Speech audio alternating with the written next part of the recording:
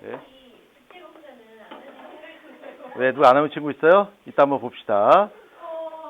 자, 페이지 96페이지 봅니다. 96페이지. 자, 96페이지 날씨 변화에 대해서 한번 보도록 하겠습니다. 날씨 변화. 자, 먼저 날씨 변화에서 날씨라고 하는 것은 매일매일 바뀌는 것이 바로 날씨죠. 비가 오고 흐리고 비가 오고 뭐 눈이 내리고 바람 불고 하는 것이 바로 날씨라고 부릅니다. 그래서 이 날씨가 도대체 왜 생기는 건가 한번 보도록 합시다. 저번에 잠깐 설명했었는데 우리가 평지에 이렇게 살고 있어요. 그렇죠? 이게 대지가 이렇게 있고요. 이게 지표면이 이렇게 있다 치자. 자, 지표면이 있으면 이 지표면 위쪽으로 공기가 존재해요. 근데 공기가 똑같이 존재하는 것이 아니라 공기가 많은 쪽도 존재하고 적은 쪽도 존재합니다. 그러면 이 중력에 의해서 여기 둘러싸고 있는 공기가 중력에 의해서 누른단 말이야. 이 누르는 힘을 바로 뭐라 불러? 기압이라 표현하는 거야. 그러면 이쪽 A, B, C 지역이 있을 때 A 지역과 C 지역은 B 지역에 비해서 공기가 굉장히 높이 쌓여 있어요. 그럼 누르는 힘이 어떨까? 세겠지. 이걸 누르는 힘이 엄청나게 셀 거고요. 얘는 약할 거고 얘는 엄청나게 세단 말이야. 그래서 상대적으로 공기가 높이 쌓여 있어서 누르는 힘이 강할 때 이걸 다른 말로 뭐라 부르냐면 얘를 고기압이라 불러요. 얘도 고기압이 되겠죠? 얘는 뭐가 될까? 저기압이 되는 거야. 이렇게 해서 고기압, 저기압이라고 하는 것은 어떤 특정한 기준치를 두고서 그 이상이 되면 고기압, 그 이하가 되면 저기압 이게 아니야. 주변에 상대적이에요. 그래서 주변에 비해서 공기량이 많으면 고기압이 되는 거고 주변보다 공기량이 적으면 상대로 저기압이 되는 거야. 그 다음에 요건 이제 기억하시고 그 다음에 각각 지역마다 누르는 힘이 전부 다 제각각이에요. 그러면 이 B 지역, 저기압이 누르는 힘보다 A 지역과 C 지역이 누르는 힘이 더 커요. 그러다 보니까 공기가 어떻게 될까? 아래로 쭉 내려온단 말이야. 그래서 우리가 이 A 지역과 C 지역에서 느끼는 것은 공기가 아래로 쭉 내려오는 공기의 흐름을 감지할 거고요. 그 다음에 이 C 지역도, C가 왜 이쪽이야? C 지역도 공기가 내려오는 그런 느낌을 받는단 말이야. 그래서 우리가 공기가 아래로 쭉 내려오는 것을 뭐라 부르냐면 하강기류라 불러요. 이거를 하강기류라 부르고요. 그럼 얘가 누르는 힘보다 얘가 힘이 약하니까 어떻게 될까요? 거꾸로 올라가요. 공기가 위로 쭉 올라갑니다. 이 올라가는 공기의 흐름을 뭐라 불러? 상승기류라 불러요. 상승기류, 하강기류. 그래서 고기압에서는 하강기류, 저기압에서는 상승기류야. 근데 여기서 우리가 저번에 배웠던 걸 연결시킨다면 공기가 위로 올라가요. 올라가 상승기로 올라가다 보면 기온이 점점 어떻게 될까? 낮아지겠지.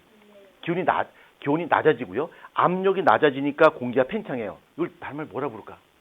그걸 단열 팽창이라고 불러요. 그러면 단열 팽창이 일어나면서 그 공기층의 온도가 낮아져서 무슨 점에 도달한다?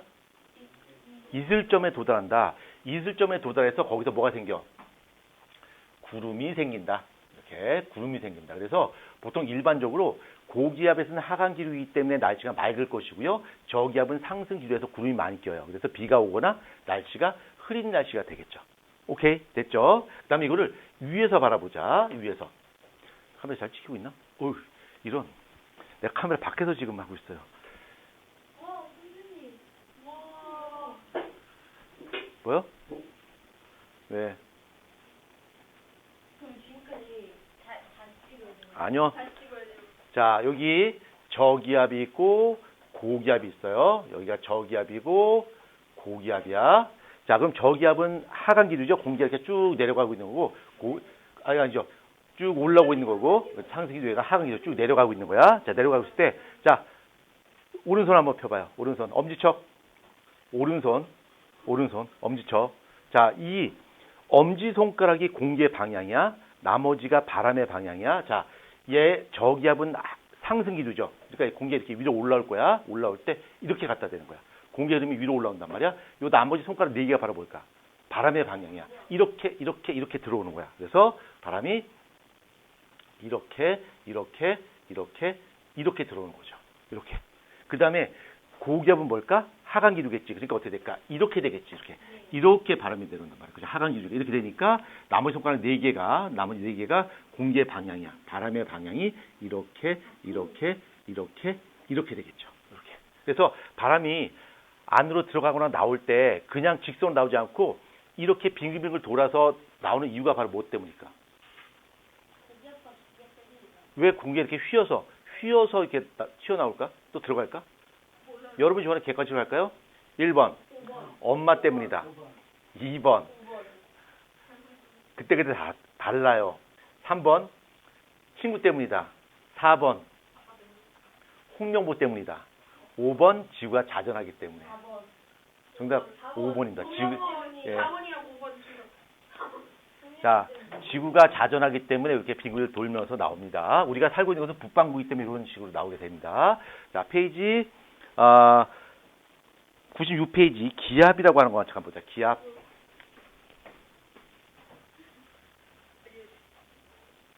자, 기압인데 이 기압이라고 하는 것은 우리가 살고 있는 이 대기, 이 공기층이 작용하는 압력을 바로 대기압이라고 불러요. 그래서 이거는 공기의 압력이야. 공기가 미는 힘. 공기의 압력인데 이 공기의 압력이 생기는 이유가 뭐냐면 공기가 가만히 멈춰 있지 않고 공기 입자가 어떻게 해? 끊임없이 움직여요. 세 가지 운동을 하는 거지. 얘가 입자 운동을 하는데 입자 운동을 하는데 입자가 세 가지 운동한다 그랬었죠? 진, 그다음에 회전, 그다음에 진동 운동을 해요. 그래서 얘가 복잡하게 운동을 하면서 이 벽면을 민단 말이야. 이런 힘을 바로 기압이라 불러요. 그러면 이 기압을 설명할 때 저번에 잠깐 얘기했었는데 공기가 이 세 가지 공기 입자가 기체 입자가 이 세 가지 운동을 하게 되는데 기체가 무겁냐 가볍냐는 압력과 관련이 있다 없다. 관련이 없다. 이거는 기체 종류하고 전혀 관계없고 요 기압이라고 하는 것은 오로지 기체 입자수하고만 관계됩니다. 그래서 기압이 높다는 얘기는 그 기체의 돈이 마지막 경고야. 마지막 경고. 알겠죠? 예. 만약에 또 한 번 걸리면 평생 씻을 수 없는 마음의 상처를 안기도록 하겠습니다. 예. 아, 끄떡없습니까? 예. 이제. 예. 예, 여기 우리 반에도 홍명보 팬이 한 분 계시네요. 예, 그쵸? 예, 제가 누구라고는 말하지 않겠습니다. 뭐, 예, 이름 뒤에 환자, 예, 아무튼, 예. 홍명보 팬이 한 분 계신데, 카메라 좀 돌릴까? 예. 자. 다시 한번. 기체의 압력을 기압이라고 부르는데, 기압이라고 하는 것은 기체의 종류에 관계없이 기체 입자수에 비례하는 거야. 기체 입자수가 많게 되면 그것이 미는 힘이 커져요. 그래서 기압이 높다라고 표현할 수 있어. 그래서 우리가 기압이 높다, 낮다 할 때 그 높다, 낮다는 기체가 많아요, 적어요, 이 뜻이란 말이야. 오케이, 이해됐죠? 그래서 높은 상태에 올라가게 되면 기압이 낮아져요 라고 하는 것은 그 주변의 공기 입자가 매우 적다는 뜻이에요. 압력, 기체 압력은 기체 입자수와 비례한다는 거 꼭 기억하시고요. 그러면 이 대기압이 1기압이라고 하는데 이 기압이라고 하는 것을 누가 쟀습니까? 토르첼리라는 사람이 기압이라고 하는 1기압이라고 하는 것의 힘의 정체를 밝혀냈습니다. 어떻게 밝혀냈냐면 커다란 그릇을 준비했어요. 커다란 그릇을 준비하고 뭔가를 가득 집어넣었어요. 뭘 집어넣었을까? 자, 이것도 역시 객관식으로 합니다. 1번 물, 2번 용기, 3번 땀, 4번 희망, 5번 수은. 정답 5번입니다. 그래서 수은을 집어넣었어요. 자, 수은을 집어넣는데 자, 이 토르첼리가 한 실험을 설명할 겁니다. 그 전에 우리가 저번에 배웠던 걸 잠깐 복수해 본다면 압력이라고 하는 것은 이 압력이라고 하는 것은 단위 면적당 작용하는 힘의 크기를 우리는 바로 압력이라 불러요. 그래서 면적이 힘도 2배 늘어나고 면적도 2배 늘어나면 압력은 어떤 거야? 똑같은 거야.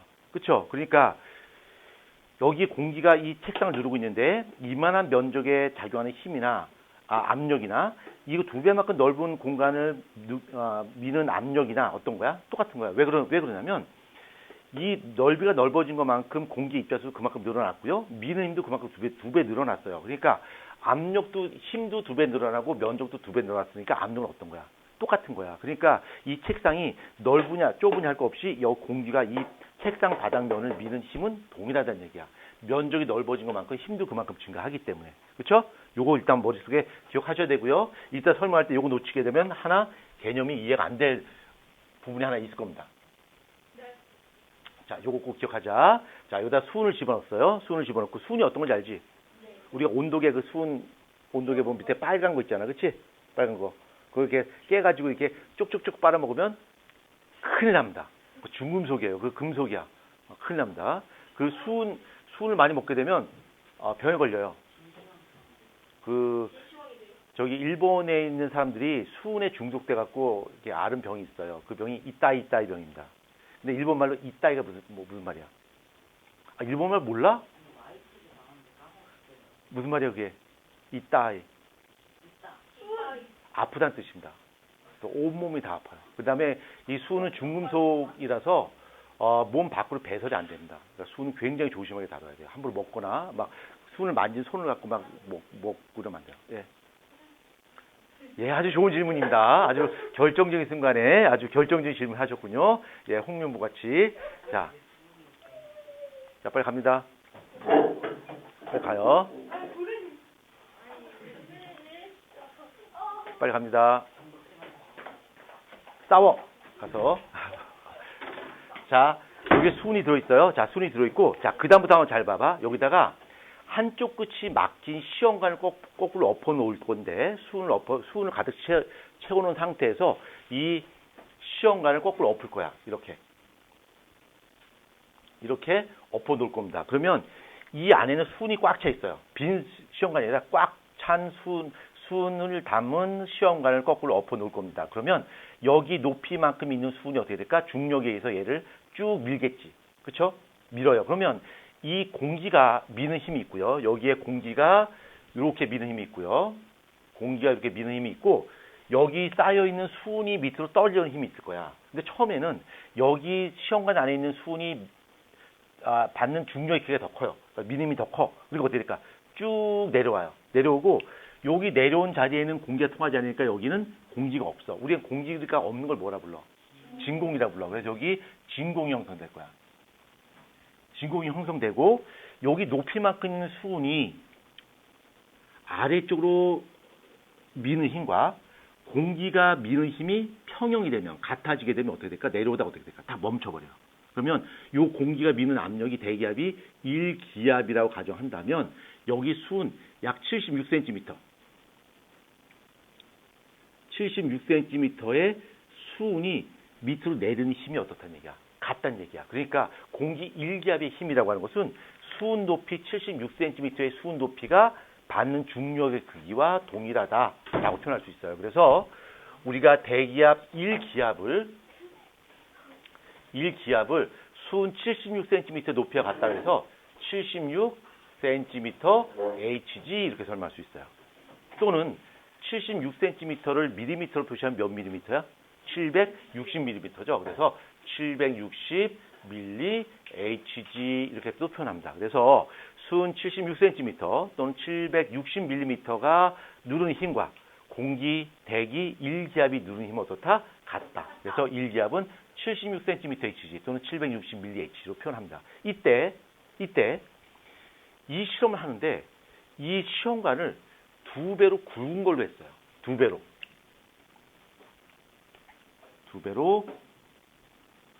굵은 걸로 했습니다. 그래도 똑같이 여기 위에 진공이 만들어지고요. 이 높이가 똑같이 76cm야. 스님, 얘가 더 두꺼워졌으니까 수은이 누르는 힘이 더 2배나 커졌잖아요. 근데 왜 똑같이 76cm예요? 얘가 힘이 2배나 커졌는데요. 힘이 2배나 커진 미는 아래 떨어지려고 하는 미는 힘이 2배 커진 것만큼 뭐도 2배 증가했어. 면적도 힘이 받는 면적도 2배 증가했지. 그치? 다시 한번 놓친 사람이 있어. 다시. 수은의 양이 2배 늘어났으니까 수은이 이거를 미는 아래쪽으로 중력에 의해서 미는 힘이 2배 커졌지. 그치? 그렇지만 이 수은이 작용하는 힘의 면적도 뭐야? 2배 커졌단 말이야. 힘도 2배 커졌고 면적도 2배 커졌어. 그럼 압력이 어때? 변함이 없단 말이야. 그렇죠? 그러니까 이렇게 하나 더 굵은 걸 해도 수은의 높이 몇 cm다? 76cm다. 수은의 두께하고는 전혀 상관이 없다. 왜? 압력은 이렇게 되는 거니까. 그래서 수은 76cm가 바로 1기압이야. 그럼 여러분 질문 하나 드릴게요. 만약에 38cm H다라고 한다면 얘는 몇 기압일까? 0.5 기압이 되겠죠. 이렇게. 자, 그 다음에 책에 나와 있지 않지만 우리가 어떤 공기의 압력을 기압이라 부르는데 기압을 재는 방법을 한번 잠깐 볼까?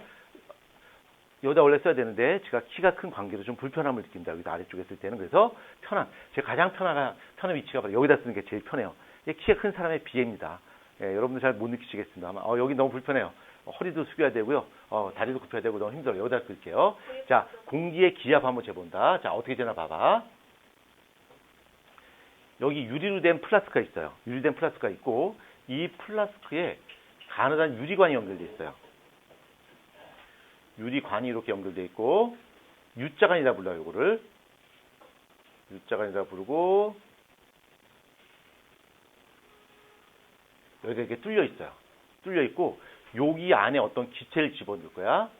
그다음에 여기 뚫려 있습니다. 그다음에 요 U자관 안에다가 수은을 집어넣었어요. 자, 수은을 집어넣는데 이 수은이 여기 이렇게 돼 있고 이렇게 올라와 있어요. 수은이 여기에 가득 차 있는 거야. 이렇게 돼 있어요. 그러면 이쪽은 좀 낮고 이쪽은 좀 높아요. 그 얘기 무슨 얘기냐면 여기 있는 기체가 이 수은을 이쪽 방향으로 밀겠죠. 요 기체가. 그렇죠? 그다음에 이 수은이 올라오지 못하게끔 공기가 대기압이 이렇게 누를 거란 말이야. 요게 바로 대기압이야. 여기서 미는 힘이 바로 대기압이고 여기 밀폐된 공간 안에 있는 기체가 얘를 반대쪽으로 밀고 있어요. 근데 양쪽을 봤을 때 대기압과 기체의 압력을 봤을 때 어떤 압력이 더 큰 거야? 기체 압력이 더 큰 거야. 그렇죠? 얼마나? 차이나 중국 아닙니다. 차이 나는 것만큼 압력이 얘가 더 커요. 봐봐. 요 높이 차이가 38cm라 치자. 38cm만큼 요게 높이 차이가 생기는 거야. 그러면 요거 수은 38cm 차이 나는 것만큼 이 기체의 압력이 더 크다는 얘기지. 여기서 작용하는 대기압의 압력은 몇 기압이야? 1기압. 근데 얘는 요거 차이 나는 것만큼 이 기체가 미는 힘이 더 크다는 얘기야. 그럼 이 기체가 나타내는 압력은 몇 기압일까? 1.5기압이 되는 거야. 이해되죠? 만약에 여기 기체 압력이 1기압이라면 어떻게 될까? 같아지게 되겠지. 똑같겠지. 맞죠? 그래서 요 기체 압력은 1.5기압입니다. 이렇게 쓰는 거죠. ATM이라 쓰는 것은 형 뽑는 기계가 아니라 기압이라는 뜻입니다. 기압, ATM. 요즘 ATM 뉴스에 많이 나오고 축구 좋아하는 사람 알 텐데 ATM. 축구 좋아하는 사람 몰라요? 월드컵 끝나니까 애들 다 축구 다 싫어하는구나. 자, 그래서 지금 기압에 대한 설명을 페이지 96페이지에서 다 설명드렸습니다. 근데 이런 얘기를 할 수가 있어요. 선생님, 이거 왜 수은으로 했어요? 물로 하면 안 돼요? 물로도 돼요. 수은 76cm가 누르는 힘이 바로 대기압 1기압과 같아요. 그럼 물로 하게 되면 이 물 기둥은 좀 높아져요. 한 10m 정도 올라가요. 그러니까 이 파이프를 10m 정도 해야 돼요. 그러니까 물 10m 정도가 누르는 힘의 크기가 바로 1기압 정도의 힘이에요. 그래서 수은을 하는 거구나. 수은이 훨씬 물보다 무겁기 때문에. 자, 96페이지 다 설명드렸고요. 자, 그 다음 페이지 봅니다. 그 다음 페이지 97페이지 한번 봅시다. 자, 97페이지에서 기압의 변화가 있고요. 이 기압의 변화는 제가 다 설명드렸습니다. 여러분한테. 그 다음에 두 번째 바람이 있고요. 이 바람은 압력 차이에서 공기가 상승 기류, 하강 기류가 되면서 주변으로부터 바람이 이동한다라는 부분도 97페이지에 있는 부분도 설명을 드렸습니다. 앞에 첫 번째 부분에서 설명드렸고요. 자, 그 다음에 98페이지 한번 보도록 하겠습니다. 98페이지.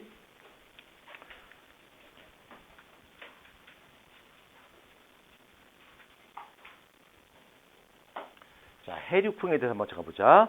해류풍이라고 하는 것은 두 개의 바람을 합쳐서 표현할 때 해류풍이라고 불러요. 얘는 무슨 풍? 풍이 두 개야. 무슨 풍? 그렇죠. 해풍. 그 다음에 또 유풍. 이거야.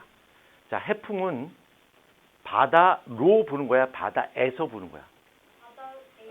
그러니까 이 바람 이름 붙일 때는 출발지를 붙여요. 출발지를 붙입니다. 그래서 해풍은 바다로부터. 그 다음 유풍은 육지로부터 부는 거야. 그래서 해풍, 해풍, 육풍 이렇게. 그래서 바람의 방향 갖고 이야기합니다. 우리가 이제 바다와 육지가 있으면 기온에 따라서 바람의 방향이 바뀌어요. 우리가 바닷가 가서 수영을 한단 말이야. 근데 해가 쨍쨍 비칠 때 수영을 하면 괜찮아요. 근데 밤에 밖에 나가서 수영하려고 그러면 된다 안 된다? 안 된다. 밤에는 수영이 금지가 그렇다고 해서 수영한다고 해서 경찰서에 붙으려고 하는 건 아니지만 밤에 수영하는 것은 굉장히 위험해요. 두 가지 이유 때문에. 첫 번째는 조난됐을 때 쉽게 발견할 수 있다 없다. 발견할 수 없다. 그다음 두 번째는 잘못하면 멀리 떠내려갈 수 있다. 낮에는요? 낮에는 좀 괜찮다. 왜 그런가 한번 보자. 이거 전에 우리가 예전에 한번 배웠는데 비열이라고 하는 걸 한번 배운 기억이 날 거야. 비열. 자, 비열이라고 하는 것은 어떤 물질을 1g, 1g을 1도씨 올리는데 필요한 에너지, 그게 비열이라고 불러요. 그래서 어떤 물질 1g을 1도씨만큼 올리는데 필요한 에너지의 크기를 바로 비열이라고 부르고, 일반적으로 비열이 크다라는 표현은 온도 변화가 크다는 얘기야, 온도 변화가 작다는 얘기야. 온도 변화가 작다는 얘기야. 비열이 크다는 얘기는 온도 변화가 작다는 얘기야. 그러면 비열이 커서 온도 변화가 작아. 다시 한번.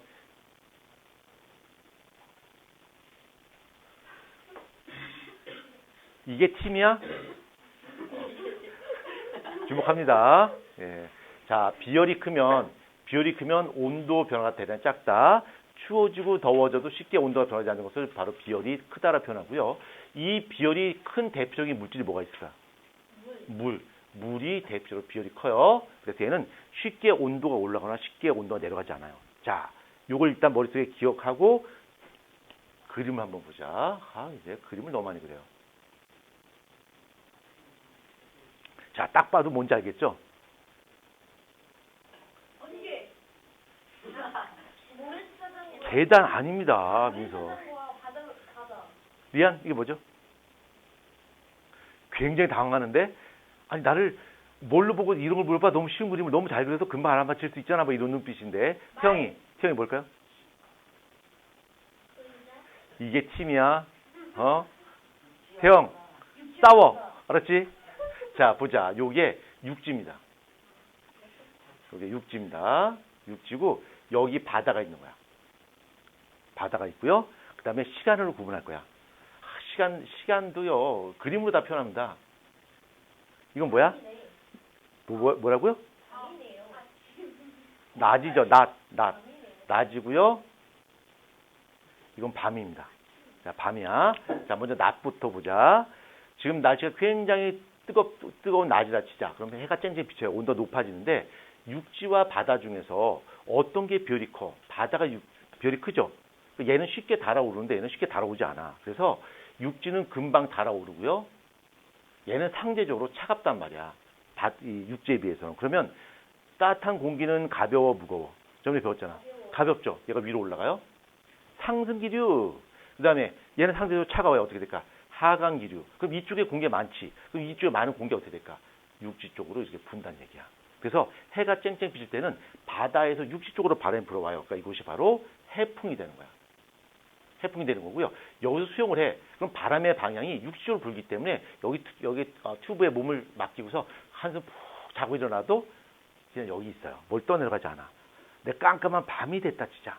밤이 됐어요. 아우 심심해. 야, 역시 수영을 할 때는 아무도 없을 때 혼자 수영하는 게 짱이야. 그래서 깜깜한 밤중에 바닷속으로 들어갔어요. 자, 들어갔다 치자. 자, 무슨 일이 벌어지나 보자. 날씨가 선선해졌죠? 그러면 육지는 비열이 작기 때문에 금방 식어요. 금방 식고요. 바다는 물로 되어 있기 때문에 상대로 비열이 커서 낮의 열기를 그냥 담고 있어요. 그럼 이때는 어떻게 될까? 이쪽이 따뜻한 공기니까 위로 뜨고요. 얘는 찬 공기가 가라앉겠지? 그럼 바람이 어느 쪽에서 불까? 육지에서 바다 쪽으로 바람이 분다는 얘기야. 이때는 무슨 바람이 부는 거야? 육풍이 부는 거죠. 육풍이. 잠깐만 설명하고요.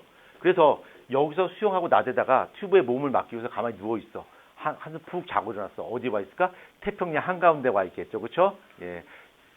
눈 앞으로 막 커다란 항공모함이 막 왔다 갔다 거리고, 그렇죠? 예, 잠수함이 막 핵잠수함이 왔다 갔다 거리고 태평양 중간에 떠있을 수 있습니다. 그래서 밤에는 수영을 하지 못하게 하는 이유가 바로 여기 있습니다. 이렇게 밤낮에 따라서 바람의 방향이 바뀐다. 그것은 바로 육지와 바다의 비열의 차이 때문에 상승기류, 하강기류의 변화가 생기고 그 결과 바람의 방향이 바뀌는 거예요. 예, 질문 아까 잊어버렸죠? 네. 예.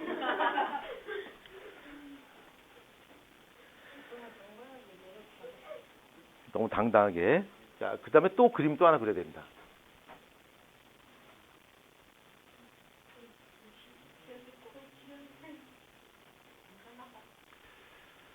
이게 뭘까요? 우리 한 번도 맞습니다. 지도 딱 봐도 알겠죠? 그렇죠? 딱 봐도 알 수 있습니다. 저 수능은 앞이요? 예? 뭐예요?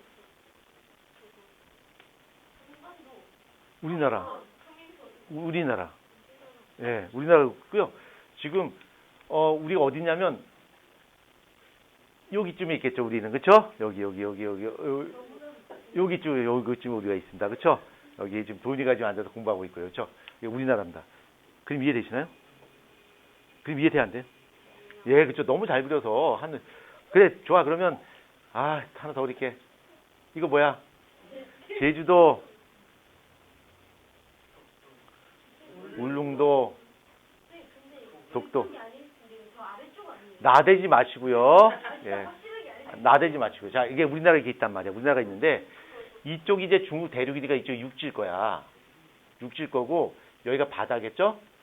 바다고, 여기가 육지고, 여기가 바다입니다. 자, 우리나라를 중심으로 봤을 때, 여름과 겨울에서 부는 바람의 방향이 좀 바뀌어요. 이거가 원리는 똑같아.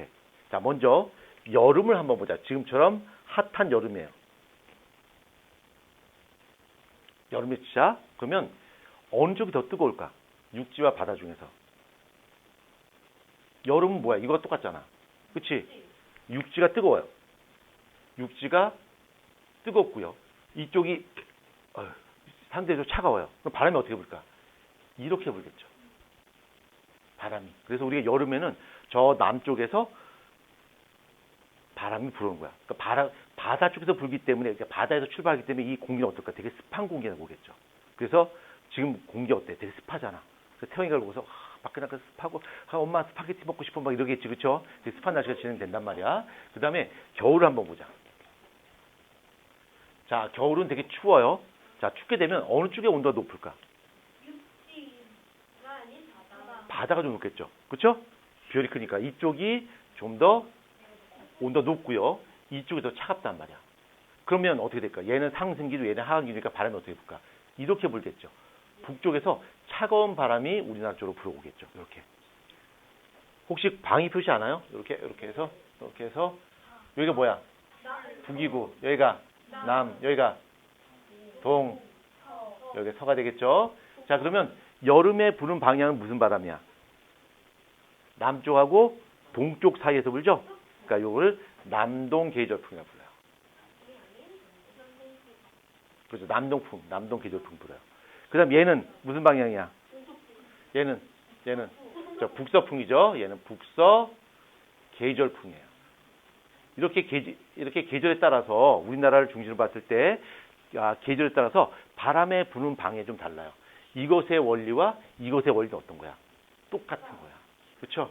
그래서 여름에는 남쪽에서 남동 방향에서 바람이 불어오고요. 남쪽에서 올라오고요. 그래서 여기 뭐 태풍도 올라오고 막 하겠죠. 그다음에 겨울에는 저 시베리아 쪽에서 북쪽에서 차가운 바람이 이렇게 우리나라로 계속 향하게 됩니다. 그래서 바람의 방향이 좀 달라져요. 아시겠죠? 예. 자, 제가 어디 설명했냐면 페이지 98페이지 다 설명드렸습니다. 자, 맨 밑에 보면 이제 남동 계절풍, 북서 계절풍 이렇게 나와 있죠? 예, 그 부분을 지금 여러분 이해하기 쉽게끔 설명드렸고요. 밑에 학습 내용 체크 있는데 학습 내용 체크 한번 간단하게 한번 체크하고 그 다음으로 넘어가도록 하겠습니다.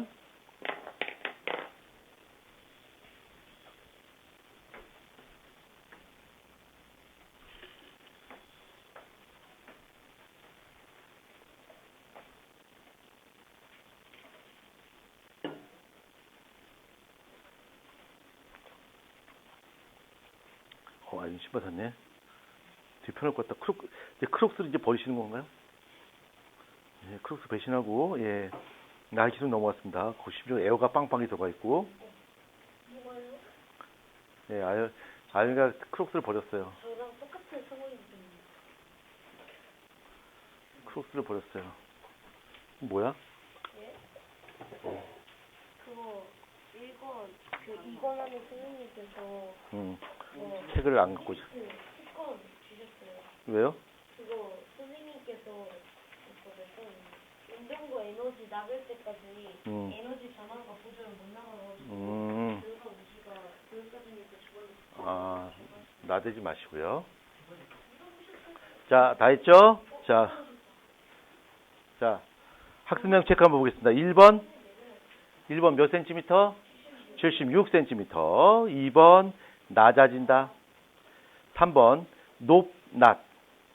4번에 해, 육, 해풍, 육풍.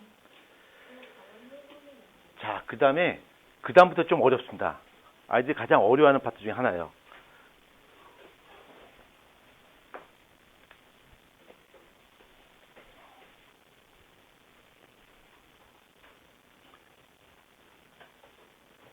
자, 기단이라고 하는 거보다 기단인데, 요 기단에서 기는 공기를 말하는 거고요. 단이라고 하는 것은 묶음 단자야. 그 뭐야? 공기의 묶음이죠. 성질이 비슷한 공기 덩어리. 이걸 바로 기단이라고 불러요. 공기의 덩어리를 바로 기단이라고 불러요. 그래서 우리가 뉴스에 보면 뭐 시베리아 기단이 어쩌고저쩌고 막 이런 얘기 한단 말이에요. 그렇죠? 기단은 공기의 덩어리인데 그 공기의 덩어리를 묶을 때 성질을 가지고 구분해요. 그러니까 여기는 차가운 공기 덩어리가 있어. 그럼 뭐야? 차가운 공기 기단이 되는 거죠. 그렇죠? 그다음 더운 공기가 있어. 그럼 더운 공기 기단이 된단 말이에요. 그래서 기단이라고 하는 것은 성질이 비슷한 공기의 묶음, 공기의 덩어리를 바로 기단이라 불러요. 근데 보통 이 기단은 성질을 모두 한 4가지 정도 규정하고 있습니다. 4가지 정도로. 그러니까 차다, 따뜻하다,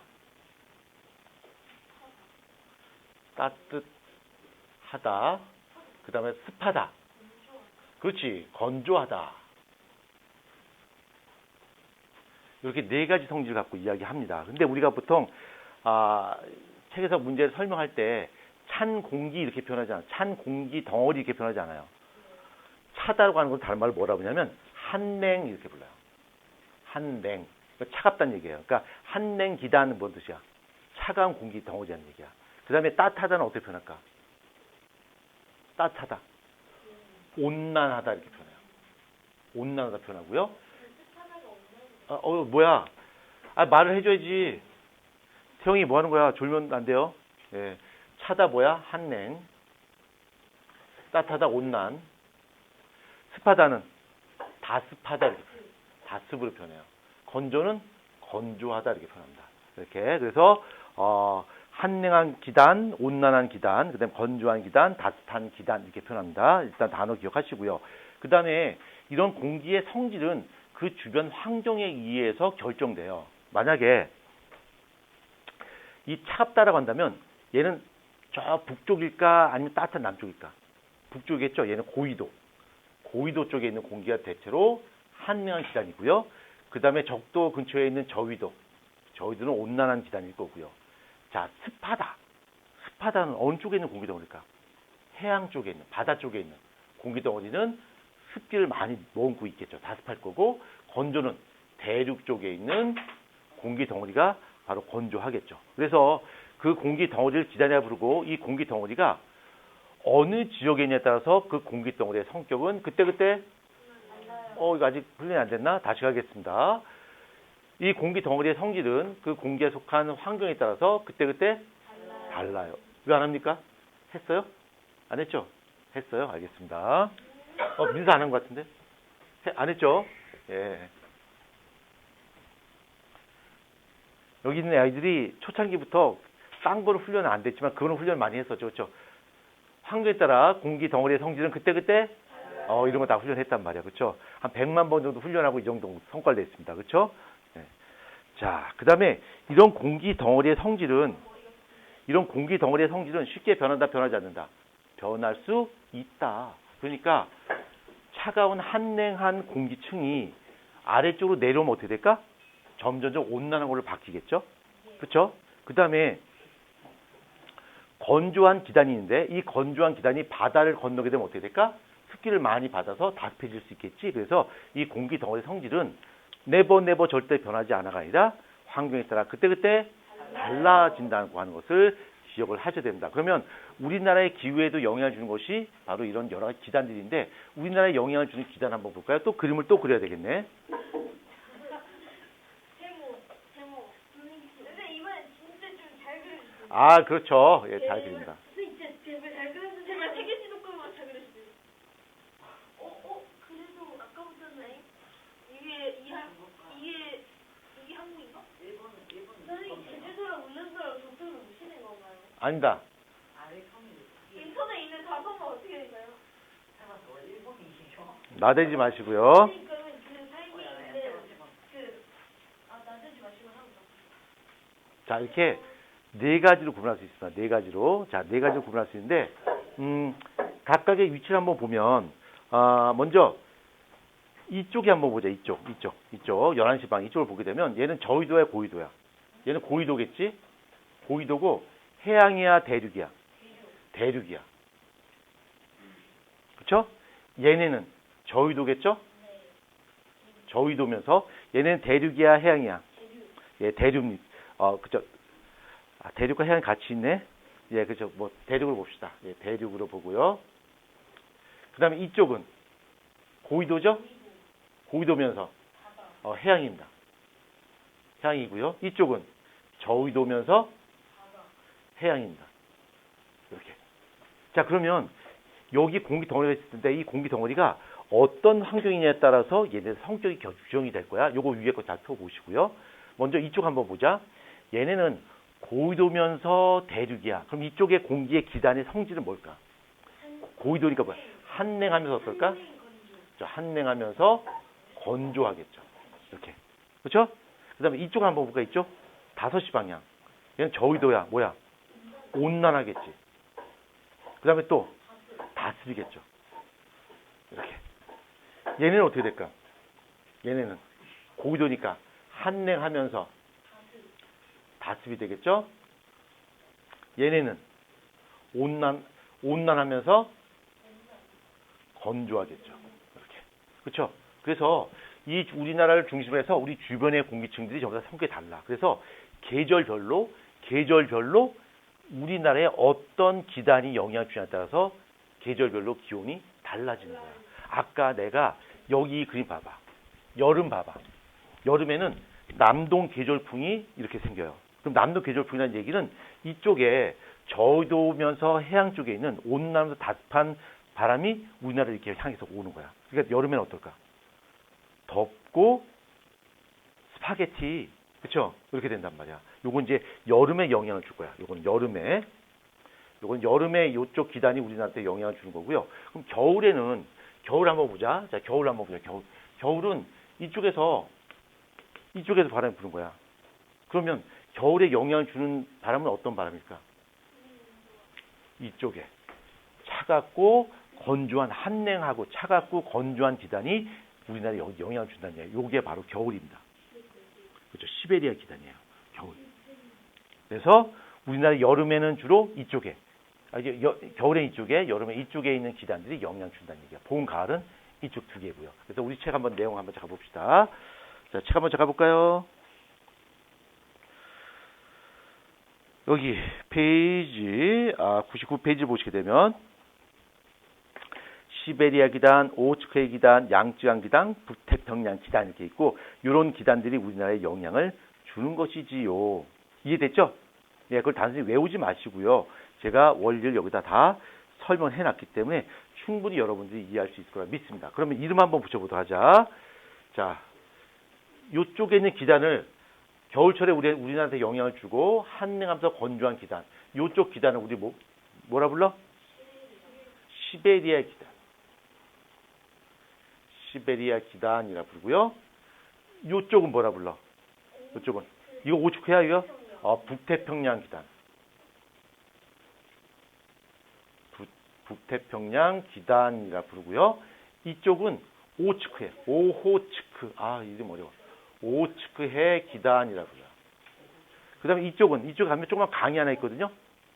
양쯔강이 있어요. 그래서 양쯔강 기단이라 불러요. 양쯔강 기단. 양자강 기단이라 불러요. 그래서 우리나라 계절별로 이러한 기단들이 영향을 준다라고 하는 거야. 요거를 무턱대고 암기하지 마시고요. 제가 충분히 빌드업을 해드렸습니다. 각 환경에 따라서 기단의 성격은 달라지고요. 그렇죠? 그 다음에 계절별로 바람이 바뀌고요. 우리나라 주변에서 우리나라의 기후에 영향을 주는 기단의 종류와 특성을 다 설명을 드렸습니다. 그러니까 최대한 여러분 이해하기 쉽게끔 개념을 다 설명했고 외우는 거 또는 이걸 이해하는 건 여러분의 몫입니다. 오케이, 이해됐죠? 씹지 마시고요. 자, 이해했죠? 자, 그 다음에 페이지 100페이지.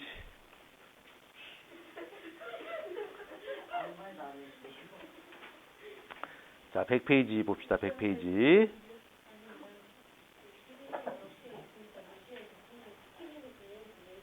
뭐라는 거야, 조윤준이?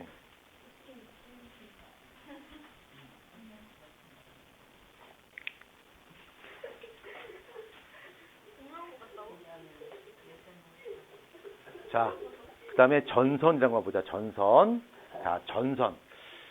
이 전선이라는 단어 주로 우리가 어디서 많이 쓰지? 전선? 어디에서 많이 써?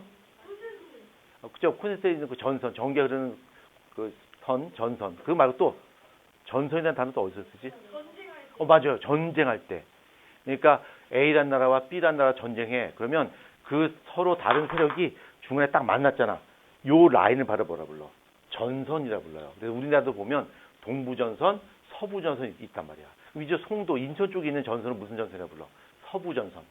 저 동해안 쪽에 있는 전선을 뭐라 불러? 동부전선. 그래서 예전에 한국 전쟁 당시에 우리와 이제 북한군이 싸울 때 이쪽 서쪽 지방, 그러니까 서쪽 지역의 서부전선은 누가 맡았어? 유엔군이 맡았습니다. 그다음에 동부전선, 저 강원도 쪽의 동부전선은 우리 한국군이 맡았죠. 그래서 치열하게 전쟁을 했는데 53년도에 휴전할 때 이쪽 서부전선은 조금 뺏겼어요. 그래서 원래 그 전에 우리나라 땅이었던 부분을 조금 뺏겼고요. 그 다음에 저 동쪽은 예전에 북한 땅이었는데 우리가 더 뺏었습니다. 그래서 동해안 놀러 가다 보면 38선을 지나게 돼요. 그래서 옛날에 거기가 군사 분계선 38선이었고 우리가 그 넘어가서 거기서 이제 뭐 고성 이런 데 가서 이제 막 해수욕 즐기고 한단 말이에요. 옛날에 그게 북한 땅이었어요. 그리고 거기 가다 보면 북한 김일성 별장도 있고요. 있습니다. 그 다음에 철원 쪽에 가면은 옛날 북한 노동당 청사 건물이 있어요. 그러니까 옛날 북한 땅이었어요. 지금 우리가 뺏었죠. 근데 반대로 이 서부전선은 조금 우리가 손해를 봤습니다.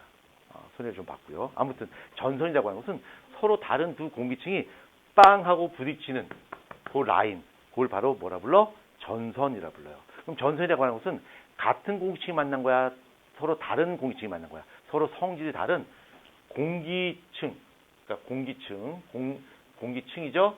이거 기단이라 불러요. 이 기단이 빵 하고 충돌하는 것을 바로 전선이라 불러요. 전선이라 부르는데 이 전선에서 따뜻하냐 건조하냐는 그냥 섞여버려요. 의미가 없어요. 근데 차갑냐 따뜻하냐에 따라서는 얘네가 서로 충돌을 해요. 왜 그러냐면 무게가 서로 달라요. 무게가. 한냉한 전선과 온난한 전선을 봤을 때 어느 쪽이 좀 더 무거울 것 같아? 이게 좀 더 무겁고 온난한 건 따뜻해요.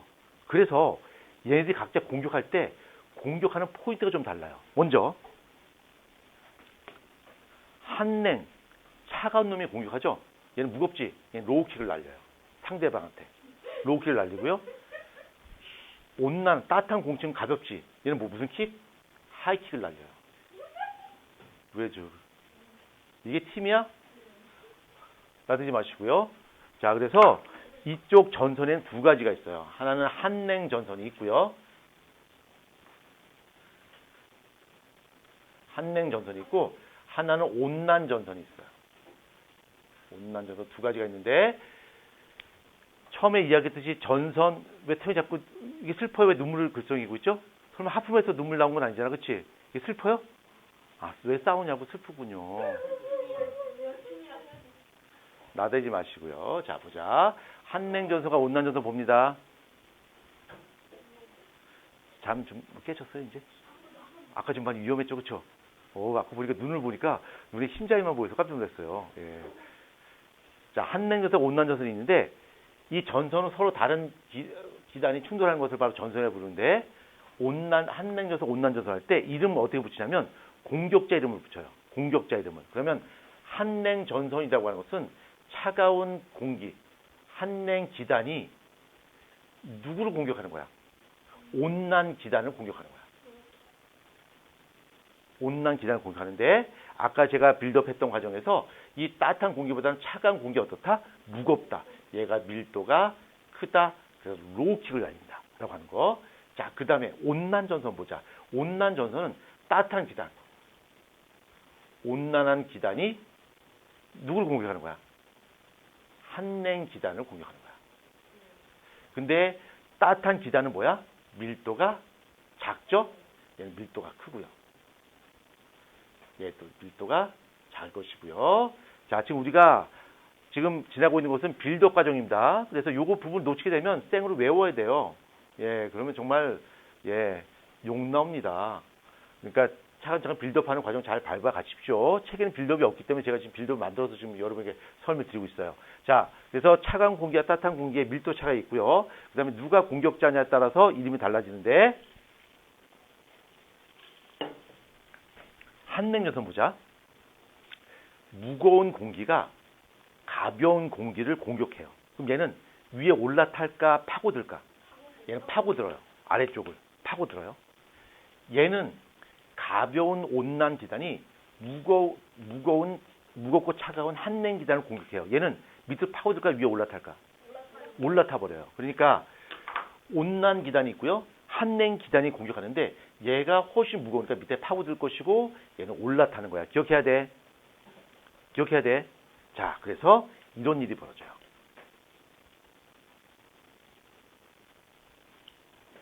여기가 전선에 치자. 여기가 전선이야. 여기가 한냉 전선이고요. 여기가 온난 전선에 치자. 한냉 전선은 누가 공격자야? 차가운 공기가. 그래서 이렇게 여기가 경계선이라 봤을 때 이쪽에 찬 공기가 있고 이쪽에 따뜻한 공기가 있다고 가정할 거야. 그러면 찬 공기가 따뜻한 공기를 공격하는 거야. 공격한다는 게 뭔 뜻이냐면 따뜻한 공기보다 찬 공기의 속도가 어때요? 더 빨라요. 그렇지? 그래서 공격하는 거야. 부딪히는 거야. 그러니까 이렇게 부딪히는 게 아니라 물론 이렇게 부딪히는 경우도 있습니다만 이렇게 가고 얘가 빨리 가는 거야. 그래서 이게 쿵 치는 거야. 이렇게. 이걸 바로 전선이라고 불러요. 그래서 얘가 밑을 파고드니까 어떤 모양이 되냐면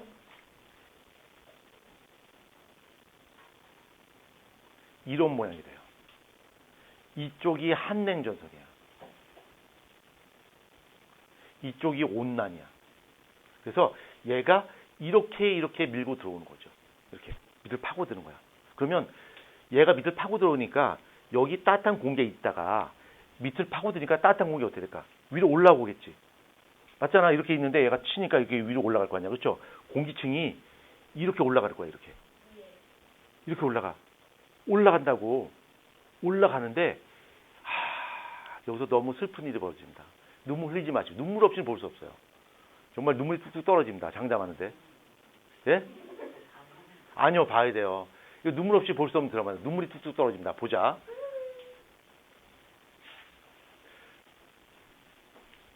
저 혹시 총 준비해왔니? 한번 총 좀 준비해와. 자, 이제 눈물 없이 볼 수 없는 드라마야. 잘 봐봐. 자, 여기에 얘가 차가운 공기가 쿵 하고 치니까 얘가 따뜻한 공기 위로 올라간단 말이야. 올라가요. 상승기류, 하강기류.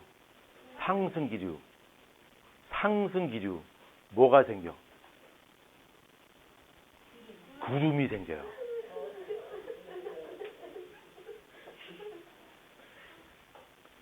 어디 아파?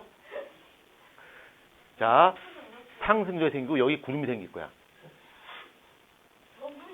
구름이 생기는데 이 경계선이 가파르지. 그치? 경계선이 가파라요. 가파르니까 무슨 형 구름이 생기는 거야? 저군형 구름이 생기는 거야. 저군형 구름이. 그치? 오.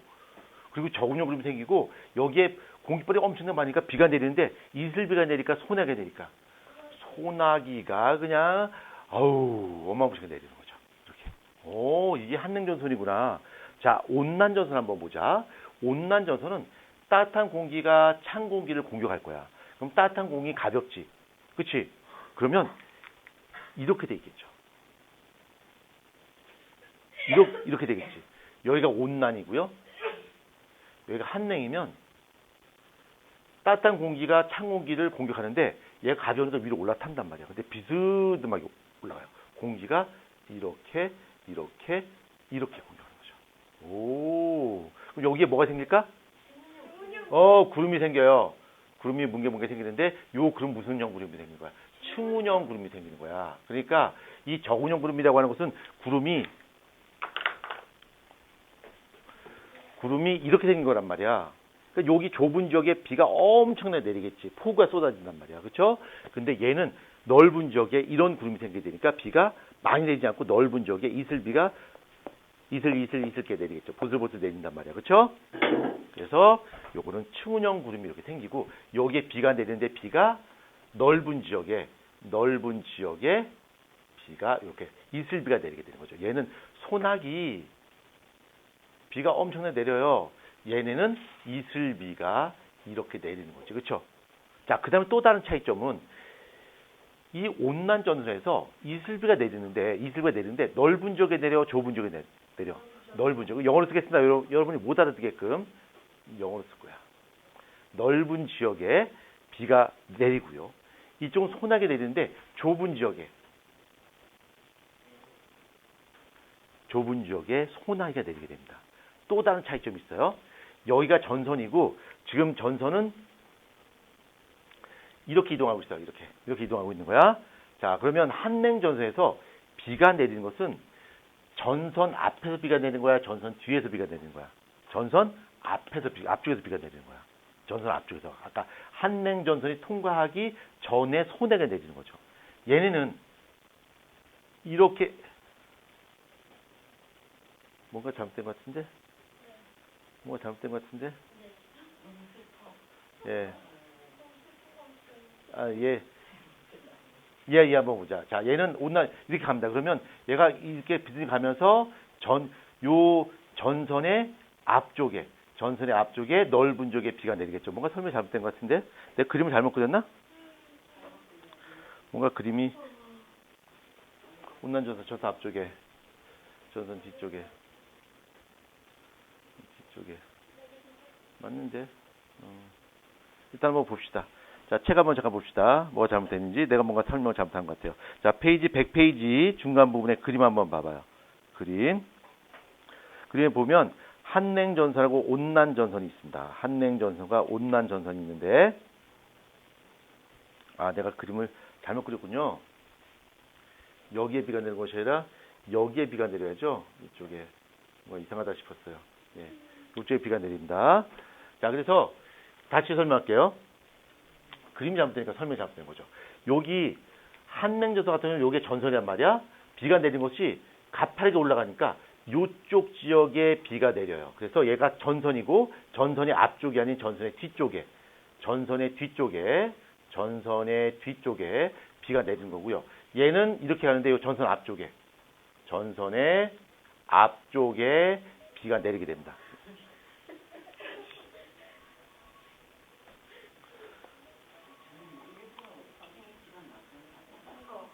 내리시고요. 자, 그 다음에 100페이지에 전선의 종지에서 동글뱅이 4번 봐봐요. 자, 정체전선 한번 봐봐. 정체전선. 자, 정체전선은 두 기단의 세력이 서로 비슷하여 움직이지 않고 한 곳에서 오랫동안 머물는 전선을 정체전선이라고 불러요. 우리나라 초이름의 장마전선이 바로 정체전선입니다. 그러니까 따뜻한 공기와 찬 공기가 딱 여기서 만나서 이렇게 가서 만나요. 만나서 두 세력이 비슷하니까 이쪽으로도 안 가고 한쪽에만 계속 머물러 있는 거야. 그럼 여기 계속 무슨 일이 있으니까 비가 내리겠죠. 그래서 왔다 갔다 그러면서 요 지역에 집중적인 비를 내리는 것이 바로 우리나라의 대표적인 장마고 장마가 정체 전선의 대표적인 예가 되겠죠. 자, 그래서 됐고요. 예, 페이지 100페이지까지 설명드렸고요. 한 10분 정도 쉬었다 하도록 하겠습니다.